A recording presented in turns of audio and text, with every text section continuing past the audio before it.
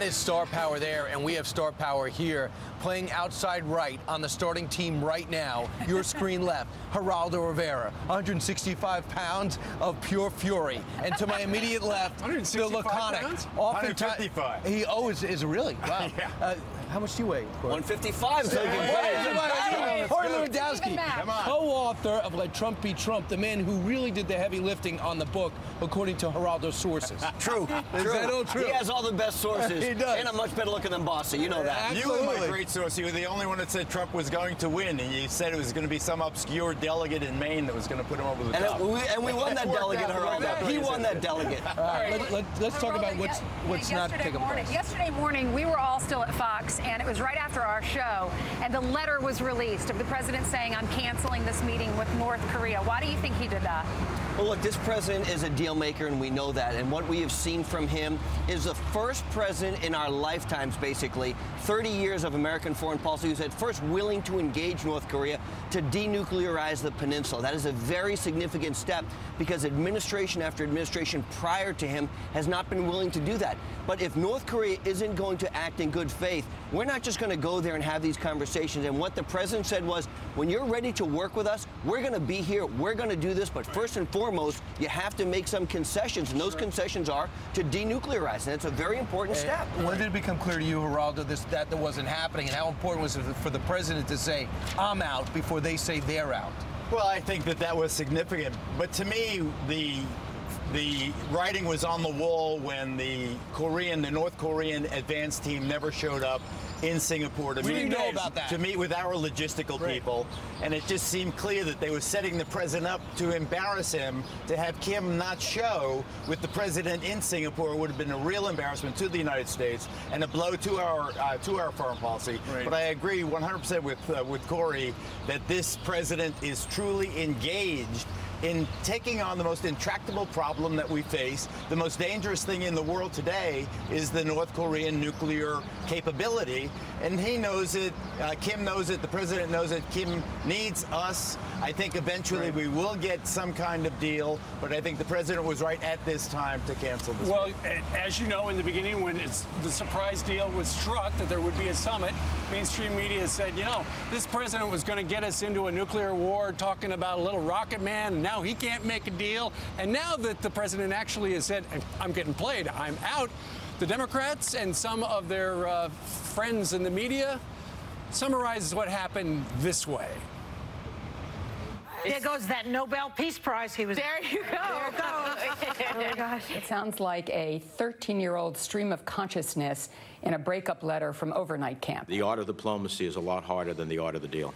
And when he got this letter from the president saying, okay, never mind, he must be having a giggle fit right there now in North Korea. The president was rehearsing his end zone dance, and we weren't even at the 50-yard line yet on this summit. This is a total breakup letter, and you realize, like, this when your relationship starts souring, but you want to be the one to break up first, so you cut it off, but you're kind of like, maybe we can leave it open-ended.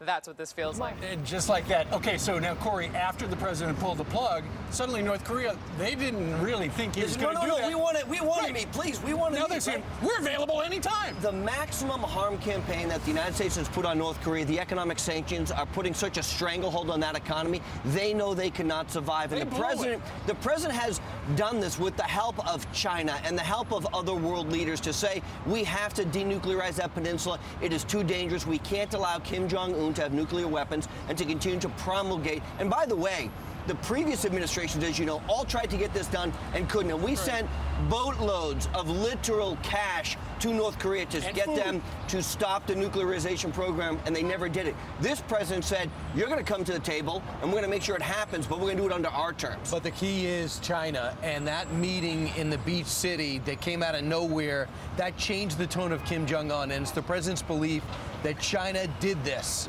They told him to back off, slow down. So if China's pulling the strings, how do you react, Geraldo? Well, I think there's no doubt but that China is the agent that encouraged Kim to sabotage this meeting. It was only after Kim, who's only traveled abroad twice and both times to China, it was only after his meeting, his second meeting in China, that everything started to go sour. So I really do believe that the Chinese are double dealing. But people have to recall, if you're my age, you remember the Korean War. We had the Korean War won against the North Korean army until the Chinese intervened massively with their army. So the Korean War wasn't just the United States and the Allies and the United Nations against North Korea. We were basically fighting China, and China still, it seems to me, panicked that Trump opened up this possibility of a denuclearized North Korea. They panicked. They want that irritant in the eyes of the West and the United States particularly. They want North Korea to be the rogue state so China can appear to be the one that reins them in. I totally believe that the Chinese panicked as to the timing of this meeting and sabotaged what was going to happen, encouraged and enabled Kim to play the double game. All right. We want to talk to you, too, both about immigration and MS-13. The president's been talking about this so much, was just out in Long Island. Brian got that exclusive interview with him. There's an MS-13 gang member that's accused of killing and burning a man, and this guy came into our country as an unaccompanied minor. What are your thoughts? He's an animal. It's the word the president used. And these gang members have no rights, in my opinion. I mean, look, the RICO statutes or any other law enforcement capability that we have, whether it's the Department of Homeland Security, our local law enforcement, our state police, have to crack down on what they're doing. And look, the president received such grief from the mainstream media for calling these people out for the terms that they use. These people have no respect for the value of human life, and we've seen it time and time and time again. And this president, through the Attorney General and through the Department of Justice, has cracked down on MS-13. He was out in Bethpage just the other day talking about this. There is more work to do, but he's the first president to actually take this on as a cause to make our country safer. And Geraldo, of course, the president took heat last week because he was asked a question by a sheriff about MS-13, and then he called them animals. But people were going, he's calling all immigrants animals, and that was wrong and taken out of context. I agree that the president was taken out of context. I only heard the comments about what the president said. I responded to the comments about the animal, and I was afraid he was demonizing the entire class of unaccompanied minors and undocumented immigrants. He was not, and I clarified my remarks. But specifically to what Ainsley asked about this particular person, what I fear is that he came as an unaccompanied minor. He grew up to be a gangbanger. I hear people making the argument, see, that's why you can't let unaccompanied minors, you can't cut them any slack when they cross the border. I urge people not to think that everybody. I remember in the Middle East where young Palestinians were being killed, mostly inadvertently, but the justification was they'll grow up to be terrorists. That's not the way Americans think. The fact that this one child grew up to be an animal, to use Corey's word and quoting the president, does not mean that these children coming in don't deserve the same compassion as any other refugee, innocent, vulnerable.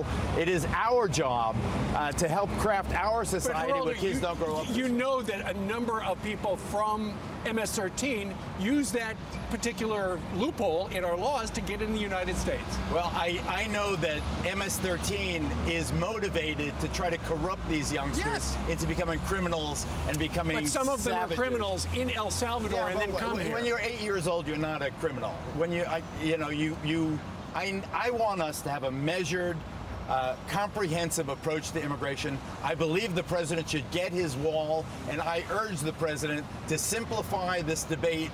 Get the DREAM Act kids, give them their route to citizenship eventually, but you know, and Corey, then you get the wall being funded, $25 billion. I think he can make that deal. Lastly, there's not going to be, Mitch McConnell said, there's going to be nothing done before November.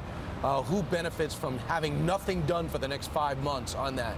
Illegal immigrants benefit. People who are coming into this country illegally. Look, we are a sovereign nation. We have the right to have a wall up. I don't understand how Congress doesn't fund this. Look, it wasn't that long ago that they were funding a border fence. This is under when Hillary Clinton was a member of the United States Senate from New York. She was funding money for a border fence because of the security concerns. We have to make sure we can control our borders. We have to have a better immigration system. We have to get rid of this lottery program. We have to get rid of the sanctuary city. It is a comprehensive. You asked the president about this. Look, there has to be enough political will or accountability at the ballot box to make sure that the First first and foremost thing that we do as a country is protect our citizens from all enemies, both foreign and domestic, and that means stopping people from coming into the country who want to kill us. But we have to make sure that our language is measured and that we don't deny that every survey, every research, every poll taken shows that this population, unfortunate that they're here under these circumstances, all the rest, maybe many of them should be deported, but the vast majority of them are law-abiding, hard-working people who are only seeking the American dream. We can't forget that. And Geraldo, do you remember this? The president said, we will take care of the people that are here, who came here through no fault of their own, and the Democrats want to play politics with them. That's what they want. Ultimately, guys, said, Congress is going to have to step in, and they're going to have to change the laws. Congress has to step up. Corey and Geraldo, great spirited debate. This is what happens when you have two 155-pound guys go at each other. We have a combined weight, and we try to find the people. All right, meanwhile, straight ahead on this Friday, disgraced Hollywood mogul Harvey Weinstein has turned himself into the cops here in New York. We are live in the Big Apple with breaking developments. So you brought some reading. Yeah, plus basketball coach crying foul at the NFL's national anthem policy, accusing them of fake patriotism to appease President Trump. That's Steve Kerr. We'll talk about it.